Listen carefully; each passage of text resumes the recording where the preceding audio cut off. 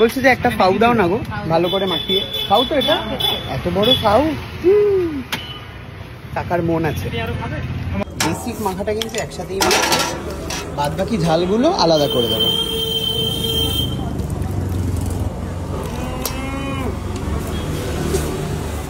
গন্ধতেই আলাদা একটা জিনিস আছে।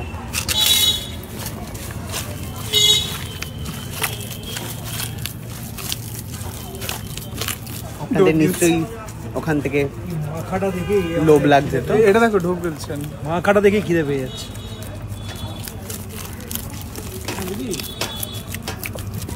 জল ছাড়া দেবেন, আমাকেও জল ছাড়া। তুই নেমে তো ভালো করবো না। জল খায় না, জল খায় না। একটু লেবু আর নুন ওপরে দিয়ে দিও। তবে একবারে আলু দিয়ে দেওয়া হয়ে গেছে। হ্যাঁ, আমাকে ঝাল দেবে কিন্তু, স্যারের সাথে কথা ভালো বলো। ঝাল দেবে, ওদের ঝাল দেবে তো। হ্যাঁ, ঝাল ঝাল লাগবে গো। হ্যাঁ, ঝাল দিয়ে দিলে জল দিও না। ওরে বাবা রে, মেরে দিলে তো কথা নেই। ওকে ঝাল দিতে কেন? আমি ওদিকে পারবো আমরা, অসুবিধা নেই, বলে দিলে তো হয়ে গেছে। ওরা দিয়ে ঝাল না, আমরা দিয়ে ঝাল না। আমি তো একবারে ফোন করছি। সব এর মধ্যে দেওয়া হয়ে গেছে, নুন ঝাল ছাড়া বলেছিল কিন্তু ঝাল দিয়ে দিয়েছে, দেখুন অবশ্যই। হ্যাঁ, প্রথমটা ঝাল ছিল, আপনার ঝাল ছাড়া তাই তো? অফিসটা চলে গেল। ठीक है ठीक है ठीक है। हाँ जी, वो वीडियो मैं क्योंकि मैंने पहले भी किया था, तो वीडियो बार बार मेरा रिजेक्ट हो रहा था, इसलिए मेरा हो नहीं रहा है, हो नहीं रहा था। तो इस बार तो हमने अच्छे से कोशिश कर सकते हैं, उसी से थोड़ा सही है कि नहीं है तो देखकर मैं बता सकती हूँ। আচ্ছা, দর্শকদের যেভাবে খাওয়াটা দেখাচ্ছে সব খাওয়ার কন্ট্রোল করা যায়, এটা কন্ট্রোল করতে পারবে যারা দেখছে? এবার আপনার বেরোবেন, বেরিয়ে ফুচকা খেয়ে আসবেন। ঠিক আছে, আমরা এই গ্রুপটা লিখে দিলাম। আমি কালো ফুচকা খাই।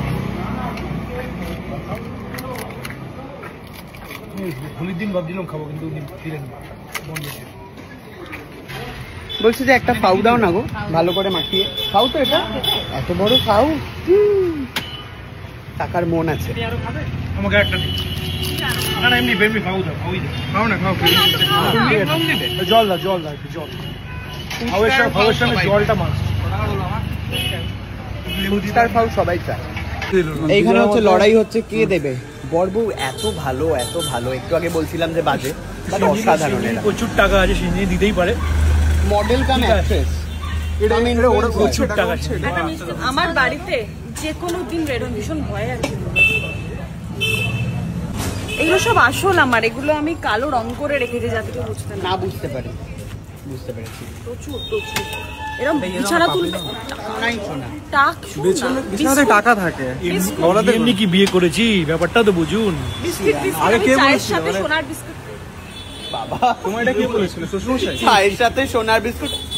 এই সব কিন্তু মজা, সিরিয়াসলি নেবেন না। এই দর্শকদের কাছে প্রশ্ন, বিভানদা কি করে জানলো তার শ্বশুর বাড়িতে এত সোনা গয়না রয়েছে? 100 টাকারও ফুচকা খেতে পারে না। ঠিক ঠিক 100 টাকা হয়নি, কত হয়েছে? 80 টাকা। 80 টাকা। ছেলেরা তো বেশি কিছু খায় না।